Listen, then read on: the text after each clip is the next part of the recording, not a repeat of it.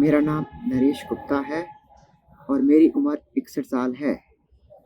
Analysis में आने से पहले मेरे को बहुत सारे हेल्थ इश्यूज़ थे। Diabetes, heart blockage, irritable bowel syndrome, blood pressure, anxiety and depression, thyroid और इन सब के लिए मैं मेडिसिन लेता था।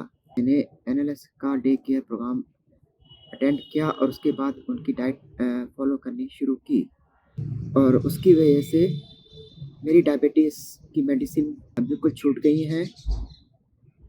इसके अलावा मैंने IBS, BP, anxiety and depression in सब की भी मेडिसिन लेनी बंद कर दी हैं।